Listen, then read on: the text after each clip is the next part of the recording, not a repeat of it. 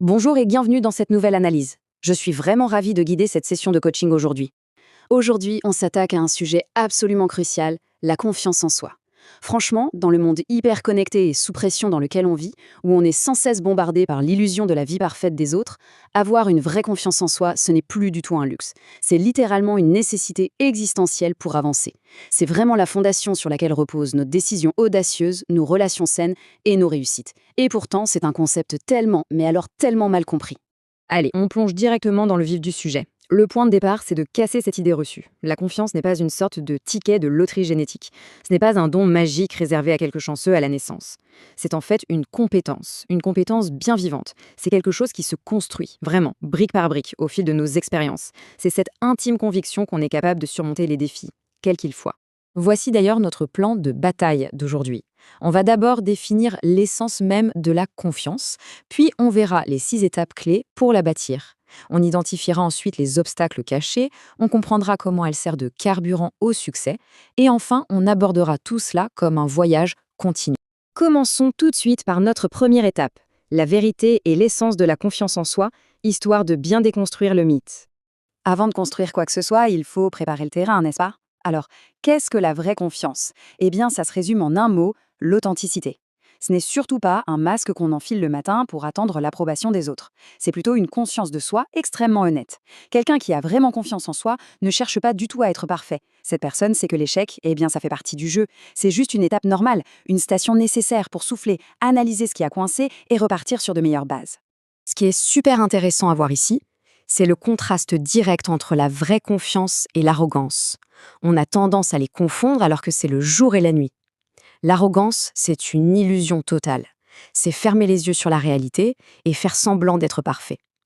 À l'inverse, la confiance, c'est un véritable éveil.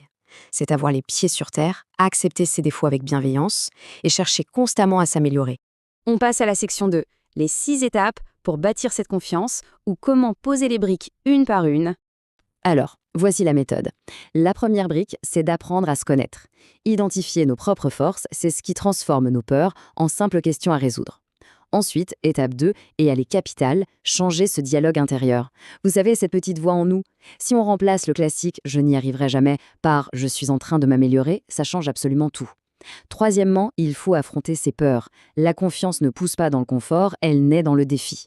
Quatrième point, célébrer les petites victoires, car chaque micro-succès compte. Cinquièmement, rester curieux et continuer d'apprendre. Et enfin, la 6e étape, bien choisir son environnement. Et justement, sur cette 6e étape, il faut vraiment s'y attarder quelques secondes. Notre environnement, les gens qui nous entourent, ils nous façonnent en silence. C'est d'une importance vitale de s'éloigner des personnes toxiques qui pompent notre énergie avec leurs critiques constantes. À la place, il faut se rapprocher de ceux qui nourrissent nos ambitions, des gens qui arrivent à voir en nous un potentiel qu'on ne perçoit parfois même pas nous-mêmes. Ce qui nous amène à la 3e partie, les obstacles cachés, ces fameux ennemis de la croissance. Parce que oui, aucune construction n'est magiquement à l'abri des tempêtes. Alors on doit se poser cette question, qu'est-ce qui vient bloquer, voire détruire, cette véritable confiance en soi au quotidien? Regardons de plus près les coupables. Voici les 5 grands pièges à éviter absolument. D'abord, la comparaison constante. C'est de loin le danger le plus redoutable parce qu'on utilise un outil de mesure complètement faussé qui oublie notre propre histoire. Ensuite, la peur de l'échec ou du rejet qui paralyse sur place. En 3, le fait de faire une fixette sur la moindre petite erreur en oubliant tout ce qu'on a réussi avant. Quatrièmement, laisser les critiques destructrices nous atteindre. Et enfin, le perfectionnisme paralysant. C'est cette quête frénétique du sans faute qui nous empêche tout simplement de commencer quoi que ce soit. 4e point aujourd'hui, la confiance comme carburant d'un succès durable.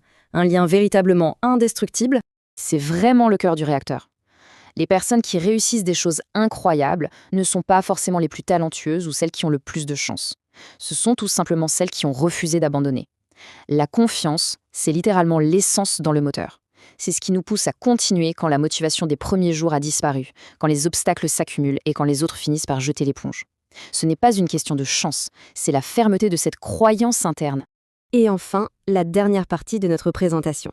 Le voyage continue. Car non, il n'y a pas de destination finale. On arrive vers la fin de notre analyse et il est super important de comprendre que la confiance, ce n'est pas une ligne d'arrivée où l'on pose ses valises. Comme le résume parfaitement cette citation, chaque matin est une nouvelle chance d'enraciner un peu plus cette conviction en nous.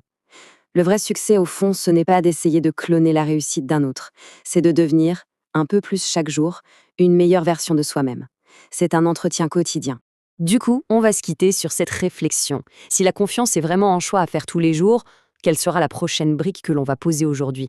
On a le plan de construction en main, le terrain est prêt, on sait quel piège éviter. Alors, sachant que de grandes capacités n'attendent qu'à être découvertes, quelle est la toute première action qui va être lancée, là, maintenant? Merci à toutes et à tous d'avoir suivi ce décryptage et n'oubliez pas, continuez de bâtir.